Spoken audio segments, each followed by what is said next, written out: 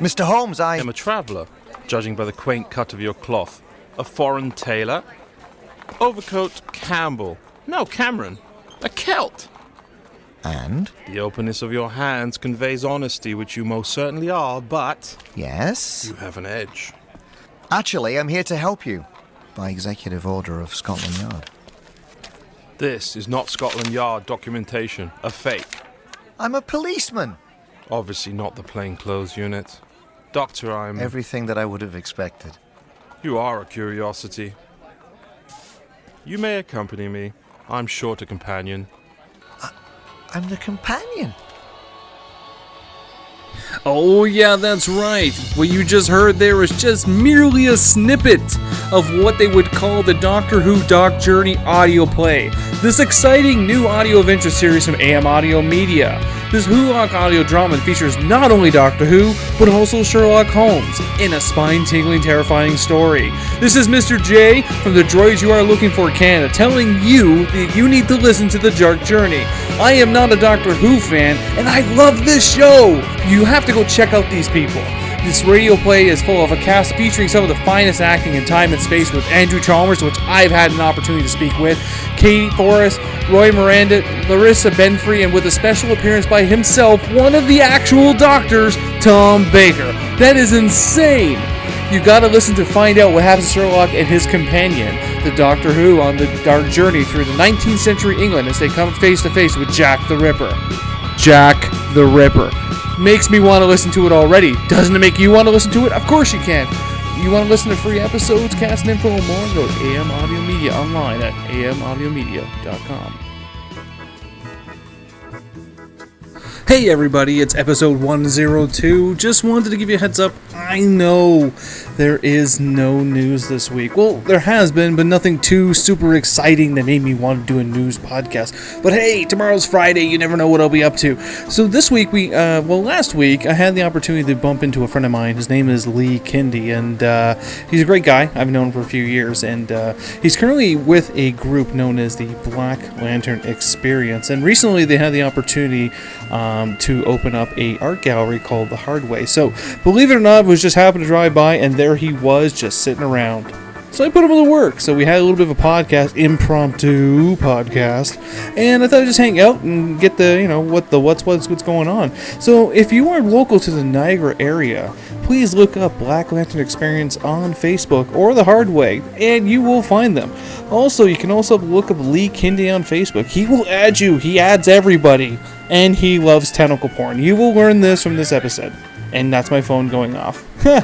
I know, I can already hear the mountain man go, "Turn your phone off!" I get it, I understand, but when you're as busy as me, there is some days, man, some days. So with that said, episode 102 at The Hard Way.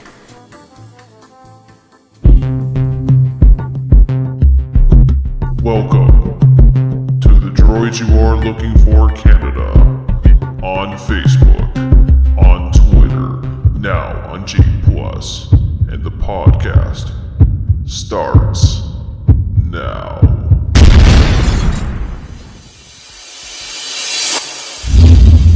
This is blasphemy. This is madness. This is Droid Talk! Okay, so we'll just get started then. Okay. And we have Lee here with today, long-term friend. Well, I won't say long-term friend. How many years have I known you? A couple of years? Oh, a couple of years. We were at the place together. The place that we don't speak of. Did some time. Did some time in jail. Yeah. He got Big out. house. He's my bitch. Lee has actually become very renowned, in, I guess, locally in our area for his photography, and I've actually had the pleasure of being in some of his photography. Where am I? Am I on the wall here somewhere? No, What? I don't think you are. What? Sorry. I had to make a selection out of the 2,000 or 3,000 photos I have. I was so photogenic. But one of your pictures is my favorite, the one when you're in the alleyway. Yes, I remember. I think I know which one too. Yeah, smoking the cigarette. I actually changed you out once and put a phone booth there. Yeah, I saw that. So that's actually going to be one of the questions we're going to talk about today because I kind of just need to know. We're currently at the Hard Way Art Gallery, if I would be correct. Art Gallery Community Center, I guess you'd call it. Definitely. And this is not the first time that me and Lee have been on a podcast. We've been on the podcast before through Ryan's All Things Geeks. Yep. Like once or twice, I think it was. I think maybe 3 times. 3 times, Jesus. And then you guys got really snobby and left. Snobby? I you know what? Don't even say that. And I'll actually say this. Is that... I'm just kidding. Yeah. I know how sensitive you are. Very sensitive. That's funny because I've been bugging Ryan for a while to get onto his radio show, which you actually have been a resident recently. Yeah, I did, I think his second thing, and it was on all things Star Wars, and I'm sometimes an opinionated... Can I swear on this? It's podcast. Where Asshole! I talk about tentacle porn. It's fine. Oh, awesome. Yeah, I know that'd be up your alley, so I thought that would make you happy. I get hot on tentacles. So, the Hardway just recently opened, I would say a couple weeks ago, maybe a month ago? 2 weeks. 2 weeks ago. We've got it for 1 month. Essentially, here, let me give you a little idea of what's going on here. BLX, which is a local art group in Welland, Ontario here, basically we got together after an event called Art Fest. And Art Fest is basically people going into the park and showing off their art. We were very disillusioned with it. Had no fun. Nobody really showed up for the art. They came for other things, like a band that was playing. So a bunch of us guys got together and said, fuck them, let's put a show together. We put a show together, I think 2 weeks later, had like 60 people show up, which is totally unheard of in Welland. Yep, I agree to that. I'm a long-term resident, I'll agree to that. Yeah, like 60 people that are interested in something other than scooters. Tim Hortons. That's Darth Kindy at hotmail.com. Please flame them there. Yes. So, these people showed up. They liked what we did. We put on another show. A year later, we had somebody approach us from the community themselves, said, hey, we're going to rent a space for you guys for a month. We're going to see what happens. It's going to be like a community art gallery. We want BLX to kind of be a part of it. And if you look around on the walls, stop for a second and look, because this will be a 360-degree podcast. Worry, I'm going to make him take a picture of a 360. Don't worry, if anyone's wondering. And we filled the walls, and we have it for 1 month. They paid the rent, said, hey, we want you guys to do this. So we put on workshops. We've had everything from painting coasters to photography walks. There you go. And I guess this is a great opportunity for BLX. BLX has now been around for a year. Yep. Just over a year now. I've been to the original, the BLX studio over on West Main. Yeah, 75 West Main. 75 West Main. We still call it the art space. Still the art space. Yeah. I think it was definitely an excellent opportunity for you guys to be able to showcase your art. That's one thing. I understand the message of BLX is basically to try to bring art back, and in one way, I guess I would say. Well, if anything, it's basically supporting local artists in an uncensored environment. That part I can agree with. Sadly, some of the things I've seen you do, that's uncensored is definitely the word I would use. Definitely. And that's not just me. We have other people. Yes. And we actually had a meeting once where we were discussing our charter, right? And we pushed the uncensored. I pushed the uncensored because that's a very important thing. We have a show, and I want to put up a picture of something, right? Tentacle porn. Tentacle porn. There you go. What's that gay shit? That Japanese gay shit. Oh God. Hentai or hentai, yeah. Or whatever it is. I'm not gay, though. There's nothing wrong with that. Oh, mm-hmm. But the uncensored is very important, and if you have somebody going, well, Lee, that isn't really the best. Maybe that's not how we want to be portrayed. I'm like, screw you. Right. We're uncensored. Well, ultimately, if you look back through the anvils of time, art has always been something that should be uncensored because it's someone's opinion of what they think is beautiful. They have so many pictures, just nudity pictures alone for over the years. Yep. And I don't think that there should ever be any type of censorship on art. There's extremities. I'm not going to say they don't exist. No, for every curve, there on the bell curve, there's the both ends. There's yawn, and then there's fuck, we're calling the cops on you. Yeah, maybe that wasn't the best picture of someone taking a shit in an alley. But what is the Hardway's message to the community? Well, basically, we're giving back to the community. We're in Welland, if you've probably heard through the podcast, we're in a repressed economy. Absolutely. Basically, in some areas, there is 50% unemployment. Think of Ireland in the 1930s. Think of that. It's still not that great over there. Yeah. It's still not that good. It hasn't gotten that much Dime better. la cuchara. I have a friend who lives in Ireland. It's not that much better there. Yeah. But how do you put it? A lot of people cannot support financially, but through Facebook and through meeting you, hi, how you doing, Lee? I love your stuff. Thanks. They're supporting us through word of mouth. Yep. So we want to give back to them, say, hey, bring your kids down. Let's have an outlet for these people or anybody, right? Absolutely, and that's the best way to do it. Is to get word of mouth is very strong.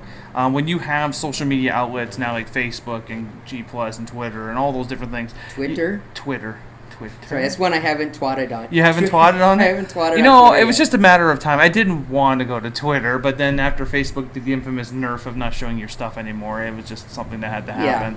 Yeah. I think that it's a lot. I wouldn't say it's a lot easier for audiences for you to gain audiences, but it puts the message out there a lot more clear. Yeah, I've actually in the last little bit met a couple people that have become friends on Facebook, and they've met me for the first time because I'm hanging out here. They're like, hey, you guys got a place that we can, come out and see the work and maybe even join in a few projects. And they're like, oh my God, I thought you were taller, I don't think everyone's ever accused you of being tall. No, I am the evil leprechaun. So let's talk about you, though. When did you get into photography? Because I've known you for a few years, and I never actually had this conversation with you. So when did you get into photography? Well, I've been doing photography for at least 30 years. Jesus. Playing around with I think the first camera I ever had was, I'm not going to say Canon because I really don't want to, Don't want to admit that? Yeah, it wasn't a Canon. It was a Fujifilm? Praktika. East German. Wow. Screw mount. I got it for consumer distributing. Shot a lot of black and white, a lot of film slides. Really didn't know where I wanted to go. I was just that guy out there with a camera taking pictures, right? Yeah. I call it the hit rate. You take 100 pictures and you get one that's pretty cool. Yeah. Now I'm at a hit rate of like 70 or 80%, where I'm going out and I know exactly what I want. Right. But that really didn't happen until digital. Right. Because I was shooting film for the longest time. Got a job, and I said, okay, I'm going to throw myself into that job. Yeah. Right? This was in Sarnia, right? So, sorry. He's making up places. These places don't exist. I am backing up a bit. So in Sarnia, after college, I started doing weddings and stuff like that. And then we ended up moving to Welland, which was a great move. Welland is awesome. I guess we disagree there, but so okay. I got this new job, and I said, okay, I'm going to throw myself into the job. So photography went on the backboard. I played around with it a little bit with, with a little point shoot, digital, and I'm like, oh, this sucks. Yep.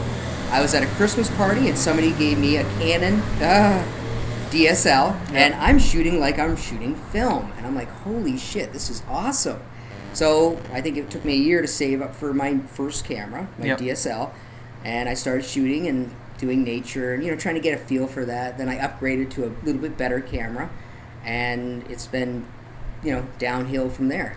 Now, or uphill. To talk about photography specifically, do you think that since digital has become more mainstream, that everyone's a photographer now? Do you think that, I don't know, in my opinion, I guess, is that now everyone is a photographer, which is okay. Like, everyone's entitled to their own piece of art. But now the market's so saturated with all these same type of photography, there's no one that stands out. And I think that's where your popularity comes into it, is because everyone does the pictures of nature and stuff like that. Birds on a stick. Birds on a stick, and then there's Lee going, fuck that, candles in the ass, let's do it.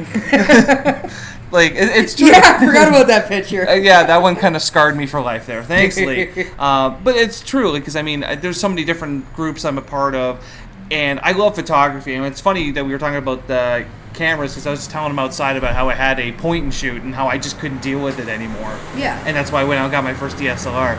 Now, do you think that digital cameras is now just overpopulating everyone with photography? Do you think that it's getting a little bit out of control? Well, I think it's like anything. Like, I mean, you do, how do I put it? We were talking about kind of the soccer mom getting their first camera. Right. All of a sudden, they are a photographer. Yep. They are technically a photographer. Right. But I think to classify yourself as a true photographer, you take yourself beyond that. Right. It's like the student of Picasso. you know, he's always going to be Picasso's student, but all of a sudden you start seeing him doing his own stuff. Right. So anybody can take a picture, but whether you're, you know, reinventing yourself, you're pushing the medium forward, like, you know, the birds on the stick, they're really nice, artistically, you know, they're exposed correctly, but you haven't done anything original, anything new to kind of distinguish yourself from the pack. Right. You know, you see it every day on Facebook. Somebody comes up, Bob Smith's photography, you know, and you're like, okay, he just got a new camera. And it sounds like really stupid. I mean, I'm not really that much of a social media whore, but sometimes even when I'm tagging... I am a big whore. Hard Candy Portrait on Facebook. Oh, God. T. Lee Kindy, I want you to be my friend. That's true. That's one thing I'll give you, is that you're willing to have all these people add you to your Facebook. But mind you, you're not a person that airs his dirty laundry on Facebook either. You're just kind of like, this is just how I do my photo. If it wasn't for the fact that the page is so big, I probably would have closed my personal Facebook account. It's kind of like, this is the anchor that's keeping, like, I want to leave, but I can't because I have this page has grown so much, and I'd be disappointing so many people in the process. Yeah, and the way I look at it is like, nobody wants to hear my dirty laundry. I've actually got a couple haters, which is awesome. What? Yeah, I got a hater. What? But they ended up calling me the other day and said, how much do you charge for a wedding? What? Yeah. How does that even happen? I got a couple of nasty messages. You know how the Facebook Messenger? Okay. Yeah. Wow. I've got, you know, I've had some recent run-ins and on our page specifically. I've actually had the page shut down for 24 hours over a disagreement between me and an individual about what I posted. Oh, really? And I was like, well, I understand that you have a concern. Please feel free to remove you from our group if you feel this is such a thing. And they just waited for that one picture I posted. I pushed the line just a little too far. That? It was the Fast and the Furious comic about Paul Walker. I think it was, why did Paul Walker cross the road? I'm like, and it said because he wasn't wearing a seatbelt, and I'm like, oh, that was funny. I couldn't stop laughing because he got into that car accident and he died horribly. That doesn't make any sense. I was banned for 24 hours for nudity. So. Oh, is it that one picture? Yeah, wait a minute, it's in the pool with the 3 women. Yeah, the 3 women. Oh my God, I was actually wondering to myself, how long till someone reported you? Because that's how people are. It's like, no, can't have that. That, you know, kids shouldn't be seeing this. I'm like, well, why would a kid be on his Facebook? Yeah. There's just so many questions with that. I don't even know where to start. But I can't believe somebody would have reported that. Doesn't it was a bad taste joke, and I get it. But when we did actually sat down, come on! How many times do you actually see that on Facebook? I know. Bad taste jokes. And I know it specifically was that individual because they kept sending me nasty messages, and then suddenly I got banned for 24 hours, and I was like, ah. Did they actually end up removing it? They removed I removed him. I eventually figured out. Oh, but the post didn't get. Well, removed. The post got kicked and everything. They basically told me they wouldn't reactivate my personal account until I removed the picture. What? Yeah, there's no actual physical person. It's a bot. Yeah, I know that. So basically, once I logged back into my Facebook after I served my 12 or 24 hours in the sin bin, and they basically said, you need to remove this or you will be removed permanently from Facebook. Yeah, they give you no option. It comes shit. up and it says, this is the picture. We've reviewed it. We don't like it. Remove it. Like, I understand. Like, I mean, in some ways, I can get the part where you got flagged for the photo, but at the same time, no, that had to have been someone personally on your Facebook who actually said that's too far, and that kind of does piss me off because that person could have just side messaged you and said, hey, I think that picture went a little bit too far. Of course, you could just tell them to fuck off at the end of the day. I probably would have. But I mean, I actually knew at least that was going to happen. I pushed it. I deliberately. The post came up, screw Facebook. I'm putting this up for 1 hour, and then I think I got like 30 comments, and I said, okay, I'll give you guys the option. Do I leave it or do I take it down? And the girls that were the models in that, which they were older, big-bodied, beautiful women. It was a glorious picture. They said keep it. Everybody else was saying keep it. It's a joyful picture. And then you so had I that kept one it. person. But it still is up on Hard Candy Portrait. Well, that's a closed group, though, so you can get away with that, right? Well, I don't know. I don't know how that works. Is it a group or an actual page? It's a page. Well, being as which at 1% I think they could of your... report it. It could be reported, but I mean... they have to go out of their way to look for it now with the new Facebook restrictions. So I mean, I don't think you'd ever have a worry with that right now. So if you want to see the picture, go to Hard Candy Portrait, and keep scrolling down. It's 3 ladies in a pool. 3 ladies in a pool. 3 ladies. Can't forget about that. 2 ladies in a cup.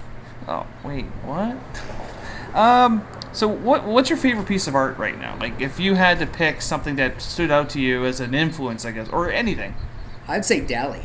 Really? Dali has always been a favorite fan of mine. Just because, not necessarily because of his art. Like, I mean, he's got some good stuff, but he was very prolific.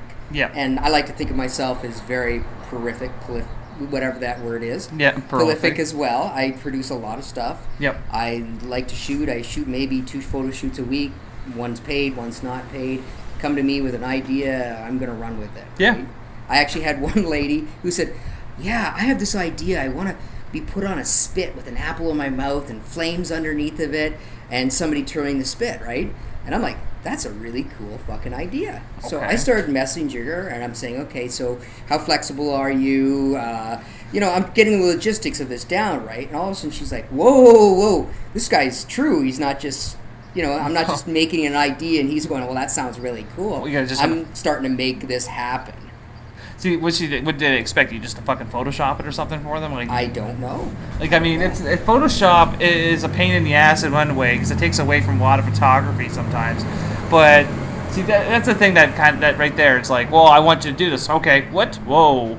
Like, of course, you want me to do it. I'll push the boundaries. I don't care. Yeah, like, I just did a saran wrap with a lady. Yeah, I saw that. I saran wrapped her and suspended her from her basement. It was obviously some Photoshop in there. A little bit. But, she's like, cool, you're going to do this. I like to think of my models as participating in the art. So you see a picture that you look at and you're like, oh my God, that's a little graphic or whatever. They came up with the idea. I made it work. Yeah. Like, I'm pretty picky with my art, and I think... I have really never had a concern with anything you've ever had to post. Maybe the women in the pool where I was just kind of like, that's pushing it. But that's pretty much what it was. It wasn't like, this is horse shit. It was just like, he's just pushing it. Let's see how far this goes. So I was kind of like sitting in the corner too going, how long is this going to take before he gets kicked off? But I mean, you typically have a good idea where yours is going to go all the time. Yeah, I pretty well have an idea. When I talk to somebody and I say, this is, they want to do a shoot or something like that, all of a sudden I get that picture in my mind, and if I get 90% close to it, I'm happy. Because I remember when you first started, and that we were starting to talk a long time ago. Yeah. And you were, I think what was the joke I wanted? I wanted you to reenact the cover of Evil Dead with the hand coming out. You didn't do it though. What happened? I just haven't had time. Like, you did Videodrome, I think it was. Yeah, I did Videodrome. But I've got all these side projects. Like, I got the phone booth. I got the Waldo. I got the 1000 coming up. The Waldo hurts my eyes, Lee. Yeah. Well, it's too much. I'm glad you liked it. I like it. that one. I was just like, oh. And I'm like, kind of like tilting my head like, there's so much Lee. Yeah. Well, I'm glad that it hurt your eyes, and that's exactly what I was doing, right? But yeah, like, I mean, I got all these little projects, and, I may come back to it. I'm doing Mouthgasm. Yep. Which I think is cool. I don't know if anybody else likes it, but it's just like... It's different. I'll say it's different. I won't say it's bad. I won't say it's good. I'll just say you can say it's bad. I'm okay No, with I that. actually don't think it's bad. I just sometimes I'm like, I just kind of tilt my head. I'm like, that doesn't surprise me, but that's something I personally would do, but... Yeah. Well, what surprises me is that the girls will allow me. I was talking to somebody and I said, what I really want to see? I want to see fish hooks on your tongue, or... a cheese grater will be coming up soon. Oh, cheese grater! Don't say that. And they're like, okay. Like, I mean, the one girl with the battery, we put a battery on her end of her tongue, and I'm like, okay, I'm just gonna pull your tongue out of your mouth with my fingers and put a battery on it. Feel okay? You can do that. Oh God, that's funny. So, what are your influences? Like, what gets the cogs going? I would say the best way to think about it, what gets my cogs going. Oh yeah, all that ancient and tentacle porn. Oh God. No, I always kind of liken it back to the Cenobites. Yeah. Do you know what I mean? Clive Barker. Clive Barker was a very big influence on me. Great influence. The Books of Blood, not necessarily his later works, but the Books of Blood were just awesome. It's funny because I actually was having a conversation with my friends recently about Clive Barker and how we miss him. Some of the stuff he's done. Like, maybe Hellraiser went a little bit too long, but I mean... Some of his other stuff. Let's throw some money at him, and he'll. Like, even did some like it. storylines for video games, and you're like, this is. You could tell it's Clive Barker from the moment you're like playing the video game. Like, Jesus Christ, this shit's gonna go right. But I mean, Clive Barker was a very unique individual, I would say. Yeah, and that I would say he's a big influence. Like, I mean, I always like the the song of the flesh, so to speak. Yeah. You know what I mean? Yeah. The flesh speaks, or the word, and Cronenberg as well. Cronenberg, for sure. Videodrome, the flesh made real. Yep. Or the, how does he say that? I can't remember. I know what you're talking Yeah. about, though. It's on the tip of my tongue, too. I'm just like, Yeah. But the body is the canvas, right? Like, I mean, I've got a shoot coming up with a gentleman who's into hypodermic needle play. Whoa. Yeah, and he said, yeah, we could put needles all around me, and you're taking pictures, and I'm like, that's cool, but I want them all in one arm. And he's like, ooh, and that's pushing his bounds as much as mine. So if you look at a photograph, like, I mean, let's look at the whole woman there. Yeah, that one is the recent one you put up, what, a week ago? Yeah, about a week ago. But, and I don't know if you can do all that computer stuff and link to it. Oh, I could. You could. I could. I could be generous. You could. But the idea behind that is this young lady, she's wearing short shorts and a kind of a bandolier underneath. Can't tell. You can't tell. So I had her on the corner in downtown Welland, pulled the mirror up, and everybody is watching her, because up until that point, she looks nude. Underneath the mirror. Yeah. It's a great shot. I like it. I like it. Must have been a pain. Well, it shouldn't have been too bad. Yeah. But, you know, it's as much her experience as it is mine. And that's what I like to do. Well, what was my experience? Out in fucking sub-zero temperatures. Yeah. And walking In a around in snowstorm. alleys in a snowstorm. What asshole had that idea? Definitely, actually, when I saw that piece the other day, I was like, that's a really good piece. I like thanks. that. Because it kind of breaks away from some of the stuff you've done before. It's kind of like a new evolutionary step of Lee. And that's what we're going to go back to, is that you're very unpredictable in the things you do. And I never know what's going to pop up in your... Like, it doesn't surprise me. That's what I'll say. But, I mean, it's very unpredictable. Like, you'll have, like, 1 week where you do, like, Mouthgasm, and then the next week you'll do, like, a Slave Girl. I remember the Slave Girl one series you did. Yeah, we're still... And then, still poof, got you have another this one. really nice one. Like, so you took a day off? Like, what happened here? Where's the morbid Lee that we all come to love here? What happened? Well, the way I look at it is I basically surf the internet, and I'm like, hey, that's a cool picture, or that's something interesting, and I'm thinking, then I start playing with it at work, and I don't know about you guys, you probably have these high-powered CIA jobs where you have to think a lot. I don't. So I'm sitting there at work going, I wonder what, you know, and then you start playing with the idea. Then I go back to the internet, and I search the internet, and I go, has anybody ever done this before? Yeah. Like, I've never seen anybody do the mouthgasm. I've never seen anybody do this, or I've seen do that, but I want to add my own twist, so I want to take it up a notch. Yeah. You know, yeah. even as a little kid, I'd be like, you know, in shop class, and, you know, I want a dresser with 100 drawers. You know what I mean? Drawer for every piece of clothing. Yeah. Like, I That's mean, a so, little extreme. and I'm at that stage in my art right now where I can say, hey, you know, I can put out a call on Facebook and say, I want to see somebody wearing a white T-shirt in the fountain with a splash pad, and I might get 2 or 3 I remember people. one you did, who wants to wear a wedding dress today, or something to that effect. Oh yeah, I remember that one. I was like, said it's I'm not wearing a raining. wedding dress. It said it's raining, and I just got this wedding dress from the Goodwill. Who wants to come? And I got like 3 or 4 people that were interested. I picked one that fit the wedding dress, and I don't distinguish between my models, whether you're a plus size, 0, whatever. Right. I do prefer women, of course. Women but are usually very I've had useful. men approach me, and sometimes we'll go out and shoot in the middle of the night. There you go. Yeah, like that one shoot too. there. Yeah, pretty much. What is the message you think you're trying to convey in your art to anyone who looks at it?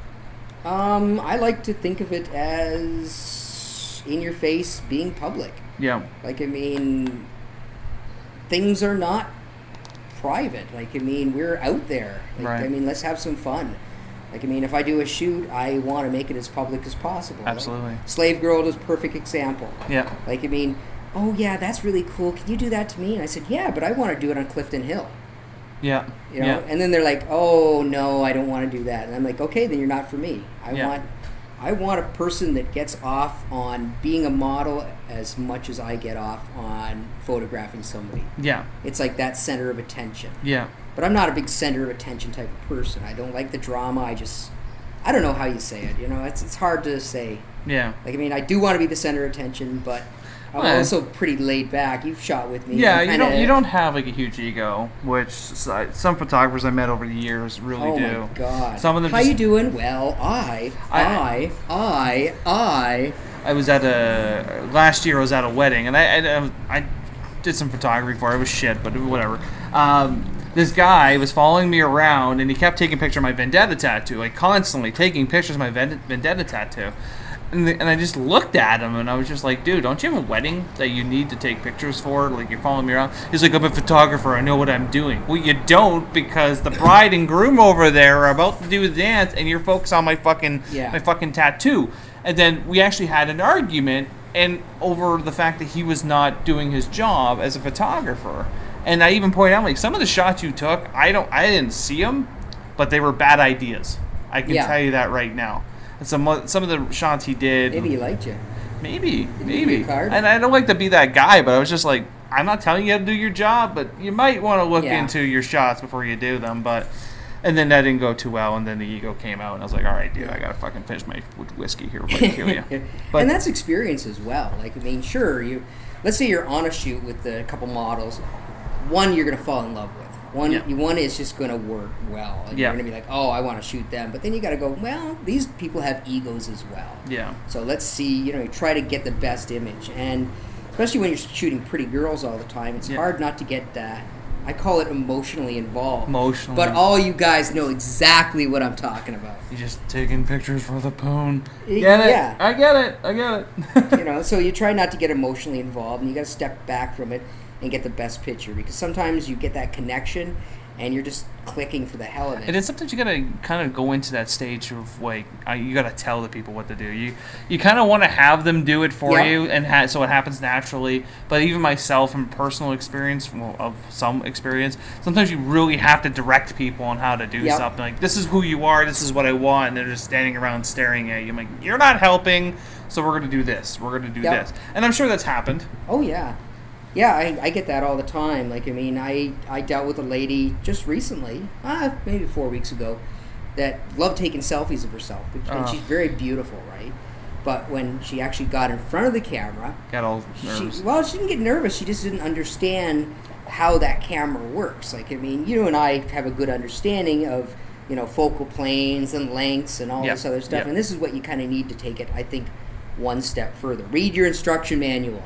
Yeah. Well, pretty much. Like I was telling him earlier, I just recently got my own DSLR camera, and there's so much to take in when you're trying it for the first time. You go from a point shoot to like, here's a high-end camera from a low-end camera. It's like, this is a lot to soak in. Like, I need to go out there. Yeah, it gives you more opportunities. It this doesn't necessarily make you a better photographer. It gives you more opportunities. So you can, use different lenses. You're in different situations. Yeah. Like, I mean, I've shot in, a snowstorm to a thunderstorm with my camera. Yeah. Yeah. What do you... I totally lost where I was going here. I actually wrote down podcasts. No, I'll even show them. I kind of had... Impromptu. I was on the toilet after I said I'm going to be showing up in a minute, but I got to do some podcasts. That's okay. Take your time. I actually ran in and used the toilet myself. I don't know what the hell I ate, but it was rank. Today I was funny because I was at the gym up the street, and I drove by, and I was like, I really want to hang out with Lee. And then sure enough, you're sitting outside having a smoke, looking all happy. I was like, you know what? He needs to hang out with someone today. So I'm going to go grab my stuff and come by. And now we've had fun. What is your favorite shoot you've done? Your ultimate favorite? And I know it's tough because photographers tend to, I wouldn't say get an ego, but believe that everything they do is great. Well, I usually tell everybody it's the last shoot I did, right? And that's always cheating. That's always a cop. The best shoot was with me. We both know it. Yeah. I'll probably be the worst one. I'm going to say my first... No, that wasn't my first. That was like 7th or 8th or 9th or 10th. I can't really remember how many shoots I've had. But I did a shoot with this lady wrapped in saran wrap. Okay. It was, it was kind of her idea, right? And I said, okay. Really, I've only met her once before. And this was you kind of get an idea of where your reputation is when you're dealing with something like this. But I literally wrapped her up. Like, I mean, I could have left her, come back in a day or so, and she still would have been there. That would have been funny. It would have been. Funny for you. Look at mommy. But that's where the trust, like, I mean, she trusted me enough through whatever else I had done that I wasn't going to hurt her. Because That was actually my next question, is Yeah. that how do you gain that trust, I guess? I think your work speaks for yourself. Like, I mean, it's the professionalism. Yeah. Like, I mean, sure, there's been times where beautiful women are there, right? And you want to say a naughty remark, right? We're all pigs, right? we're guys, No. right? Tentacle porn! The fifth reference of But, tentacle you know, porn. you talk to them, and I always have a meeting prior to a shoot like that. Yeah. So I'm like, hi, my name's Lee. I just want to, I want to understand who you are. I want you to feel comfortable with me, and I'm gonna let you know right out. If I don't feel comfortable working with you, Yeah. I don't work with you. Yep. So there's that thing, you know what I mean? Yeah. That goes on between the two people. Hello. How are you? Okay. So yeah, and it's a trust issue. Like, I mean, because I always explain to him that there's a connection that we're trying to get between, like, making the eye contact and making love to the camera is not a cliche. No. Like, I mean, you'll see it in your eyes. Like, I mean, I'll see it. I'll feel it when I get that feeling. And, when you're with a woman or a man, which there's nothing wrong with. You gotta make sure you put something in there. Yes. DarthKindy@hotmail.com. You feel it. You get that emotional attachment, and all of a sudden it starts clicking, right? Yeah. And if you can step just a little bit back from the emotional attachment and get the good image, Yeah. it's awesome. And the girl knows that too. Like, I mean, they're like, wow. Yeah. Definitely. You gotta make sure you have that trust factor with some of the things you've done. Yeah, they're more dangerous looking than they actually are. Right. But from the outside looking in, people are gonna go, he gonna do what to her? Like, you know what I mean? Yeah, exactly. Because that's one thing. It's like, well, Lee, did you hear what Lee did? And like, what did he do? And they'll tell me, I'm like, I'm not surprised.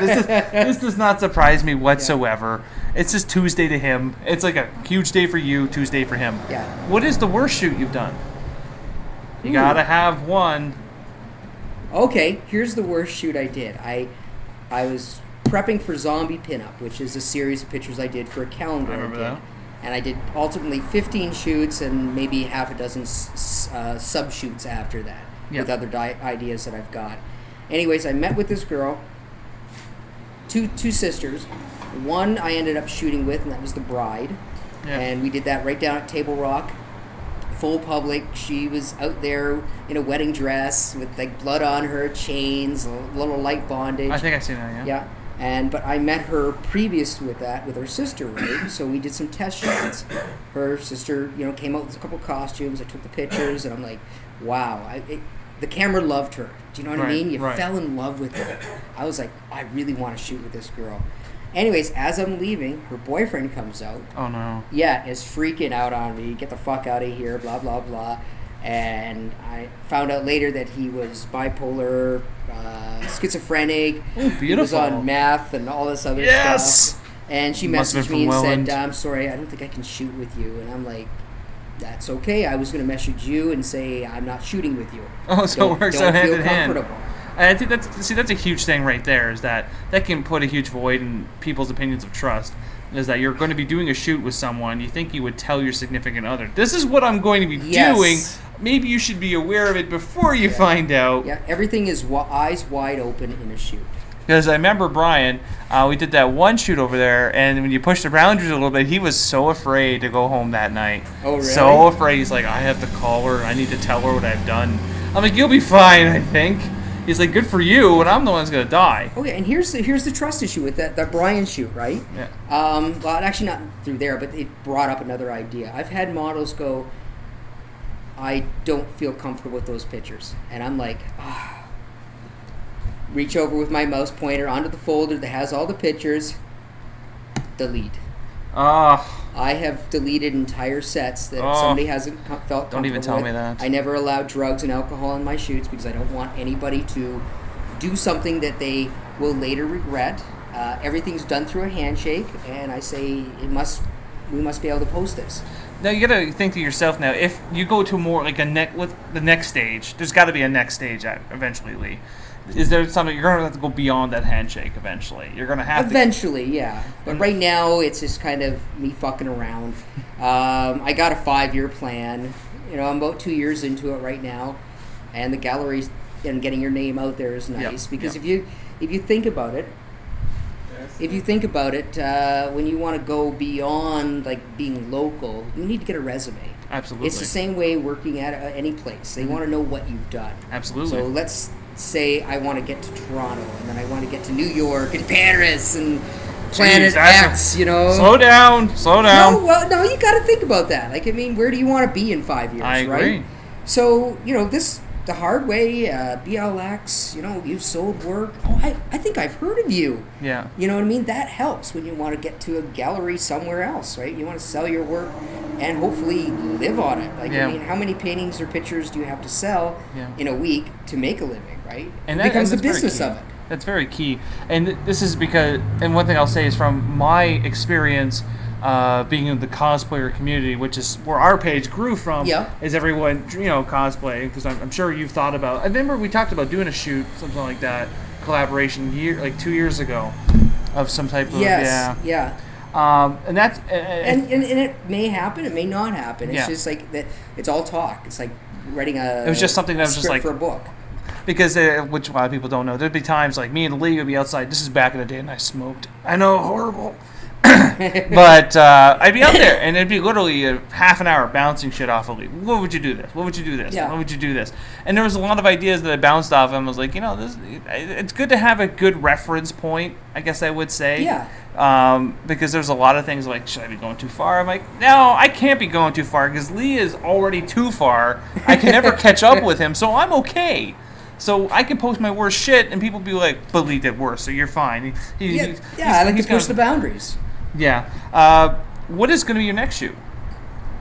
Because I know today you're saying you have you're doing a class tonight. Yeah, I'm doing a class, cell phoneography. We're basically taking a bunch of kids or whoever shows up down to the park with their cell phones and take pictures of ducks and trees. Give them an idea of composition, a few things that they can do with their phones to add to the picture, because really once you've got the basis, you build from there. Yeah. You know, good exposure, then you can go on to Instagram and add all those weird fucking Instagram filters and stuff like that. I'm a victim of Instagram myself. Oh yeah? I don't really do Instagram. I try not to, but it's just some of it's simpler because there's a lot of things you can just go and and you're done. Black and white, grain. I give it like a certain like lo-fi, you know, like done, whatever. Yeah, and that's actually pretty cool. And anybody who gets pictures there, what we're gonna do is we're gonna have a show here on the 8th. It's support our community. So Dave, which is another BLXer, did a photo walk last week. I'm doing one this week. So basically it's going to be pin art. You know how when your mom would come in, you'd come in and say, "Look, Mom, I did this," and she'd put it on the fridge or put it on the corkboard? Yeah. That's what's going to happen. Nice. So my next shoot, oh, God. Got to have something lined up by now. You're a busy guy. Yeah. No, I've actually kind of put a little hiatus because I got 4 shoots in the can that I'm holding off right now. Oh, wow. Yeah. Oh, actually, I will tell you. Oh, you tell me. It's kind of in the planning stages. All right. I'm going to suspend a woman between 2 pieces of plastic. Can't see me shaking my head, but they know. Yeah, It's Cocoon Part 2. Is that the last one was called Cocoon, wasn't it? Yeah, it was kind of called Cocoon. It was just a fun thing. I had at the Goodwill, I had 2,550 feet of cling film come in. And I think I paid like $10 for it, and I put it up on the internet. I said, "Does anybody have an idea?" I saw that. Yeah. Yeah, and the one girl was like, "Yeah, I want to do that." Yeah. Well, eventually, I'm eventually going to do my Dexter Kill Room idea. I start pricing everything out, and then a roadblock happens. Yeah. And that's where I get frustrated. But it'll happen eventually. I don't know when. But the next couple months for me is shot because now next month I have Fan Expo. Oh, sorry, this month I have Fan Expo. So pretty much all my money's soaked right there. And then September I finish paying off my trip for Cuba because I'll be going for a wedding there and shooting there. And then October is Hamilton Comic-Con. So it's just like every other month at Comic-Con, like, Jesus, I can't get ahead. I just can't get ahead. I know exactly what you mean. Sometimes you just got to kind of step back, finish editing the stuff. Yeah. I still have a shoot from February that I realized I didn't finish because I got another shoot after that, another shoot after that. This is all creative. Like, I mean, your client, a week, the shoot's going to be done. Yeah. Now, if it's creative stuff, it can sit on the computer until you get that inspiration, and then you dive into Photoshop for 8 hours, and then the shoot's done. Yeah. You know? Yeah. But yeah, the person between two pieces of plastic, Yeah. that's going to be a big deal. That's actually going beyond what I normally do. How so? Well, I don't usually build stuff. Oh. Like, I mean, I usually just go out He's and gonna shoot. have to. You have to have sweat. Yeah, I Even know. sweat. Oh, Jesus. I know a Christ. lot of people who do stuff in studios, and they're like, "Oh yeah, I just do it in studio." Is I'm there like, any specific location you be doing that or in, or just? Probably in the garage. Oh, well, whatever. That works. Yeah, it's just going to be kind of something cool. I don't want to kill the person. No. I have actually a saying, and you guys might like this. Your safety is my number one concern, not your comfort. Oh. Yeah. I So don't when know I about that. shoot a model and like this one guy putting needles in his arms, I'm going to make sure he's safe, but I really don't care if he's hurting. As long as I get the shot. Oh no, I know firsthand. I'm sitting there and it's freezing, and I'm like, Jesus Christ! He goes, "Shut up! Quit your bitching!" I'm Yeah. like, it's fucking cold. God damn it! Who knew? Snowstorm on Boxing Day. Who knew? Like I shot this one girl, and all she did is complain for the whole shoot, and it kind of discouraged me because I'm used to models being tough. Yeah. Like, I mean, I'm like, okay, take your clothes off and lay in the middle of the road in a thunderstorm. Okay. Oh, pretty much. And I'm like, okay, are you okay? Yeah. She said, do you have the shot yet? I said, no. And she said, okay. And we just keep going, right? Yeah. Until I'm happy. It's such a turn off to have people just bitch about everything. Yeah. Especially when you're trying, because it's a lot of people don't know to actually have good photography. It's a lengthy process. It's not a snap move on. Exactly. Because I know firsthand from doing the shoot with you that you got to make sure sometimes you take the shot 3, 4, 5, 6, 7 times Yep. just to make sure you got it right. Yeah, because there's like different textures, different looks. You know, it's one of those things, right? If you're not, and I guess that's kind of the thing that always annoyed me about people is that if you want something done photography wise, you have to be willing to be flexible to get it done. Yeah. Right? Especially if you're going to do a Lee Kindy series, you have to be flexible. Hard candy. Hard candy. Gonna keep it. So Lee, it's definitely been great. It has been awesome. Awesome. To you. We'll have to get you back again. I don't know when though.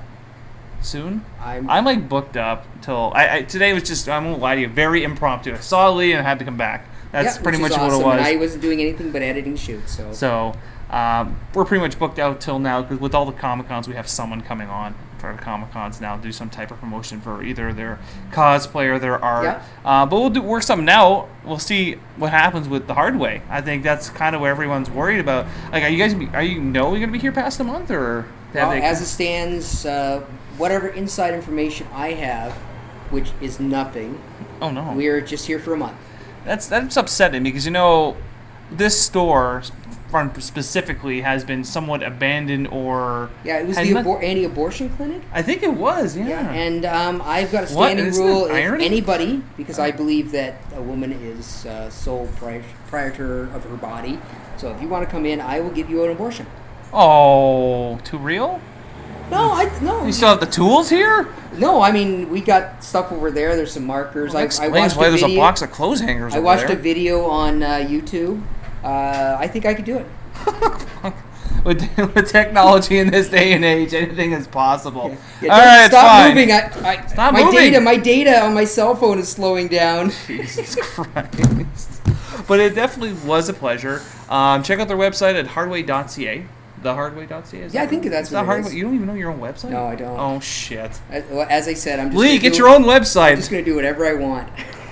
Are you going to have your own website eventually? Is that going to happen? Actually, I think it's out there somewhere. Somewhere. Yeah, You it's just not completed. You just started it? Eventually it will, but I do a lot of stuff through Facebook, so social media. Yeah. I really think the website is that .com type of thing where everybody's, oh, you need a website. Okay, really, how many people do use the Well, and internet? I agree with you on that because we have grown primarily by social media. Yeah. So we do have a website. It's technically thedroidscanada.com. I haven't finished it. I can't afford to build it right now. Yeah, well, a website is like a newspaper. There's no Essentially. interaction with it. Holy shit. There really isn't. Like, unless you have a good message board and you have, the success to Or a forum. podcast. You need a forum. You need a forum. But the success to podcast is constantly having interviews, constantly having Yeah. content.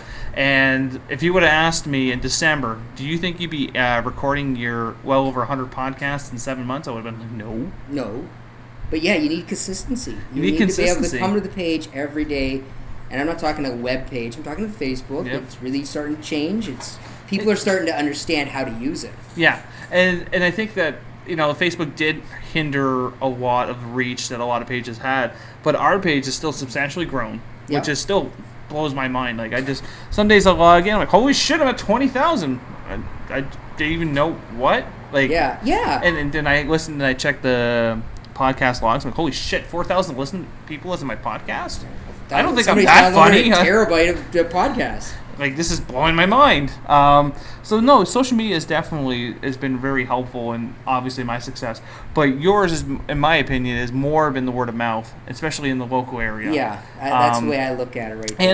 And I understand the BLX message is you guys want to have a nice art presence, and I appreciate that more than people think I do, because there's nothing here. Like, there's nothing to do here. There's nothing that stands out to me that says, I need to stop and look at this.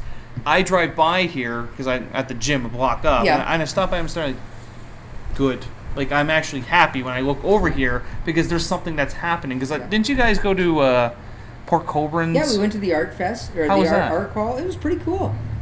Like, Did you I get mean, a we lot were of out there. We interaction? ended up doing a display of wool spinning. You also did like a canoe.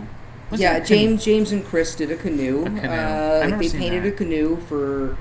You'd have to talk to them more on that. Yeah, I just seen it on Facebook because Yeah. I follow on Facebook, and it was like, a canoe? Okay. Yeah, they had a canoe project. They want to put a canoe by the waterway. That's not wrong with This that. is the way the city thinks. Podcast was done, and Yeah. then we hit his nerve. Okay, no. This is the way the city thinks, and this is how a lot of people think. Well, you know what? You should do that, or they should do that, or somebody should do that, right? That's the top-ups thinking, Obviously. which is, that's God making everything happen, right? Bottom down, or ground up, is what we're doing right now. Yeah. BLX may end tomorrow. It may stay for years. There may be another art group. All of a sudden, you've got two art groups. Yep. So all of a sudden, you got an art scene. Yep. You know what I mean? It's something that happens. It's not something that you can force or Right. make happen. Right. We got people coming in and they're going, holy shit, you got a poetry night? I don't Yep. see anything like this except for in Toronto. That's right. My show, not to toot my own horn, but I blew everything out of the water. I had people tied to walls, dropping remember that. hot wax on them. People are coming in and they're going, oh my God, I never thought I would see something like this in But it kind of the brought Welland something area. in, though. It was something different. Yeah.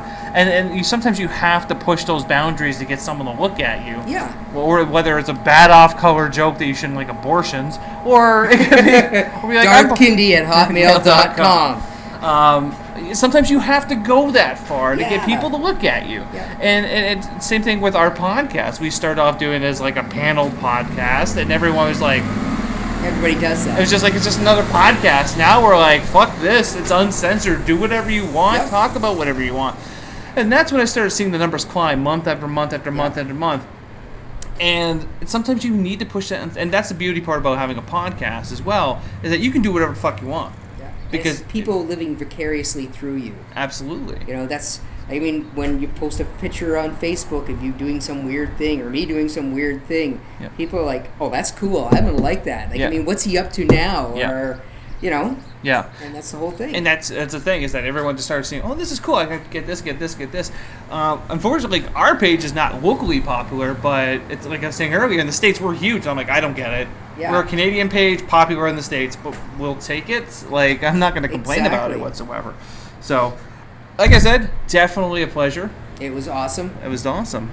And it wasn't too bad. No screaming. No, you did scream a little bit. Don't. I'm not going to bring it Don't, up. I promised don't. for the 1 month I will not speak of a movie. Because it gets underneath his skin every single time. Yes. Well, we're going to end the podcast. I have something for you to say. Everyone says it when they come on a podcast. Okay. We end the podcast saying, enjoy your chimichanga. You have to say it now. Because Enjoy a chimichanga? Enjoy a chimichanga? Why? You ever had a chimichanga? Okay, I'll do it. Okay. I will do it in my Jean Chrétien voice. Oh, eh? shit. Hello, how you doing? I would just like to say, please enjoy a chimichanga. Game over, man. It's game over. Thanks for listening to the Droids You Are Looking For podcast. Stay tuned for next week's podcast. Remember, the Force will be with you always.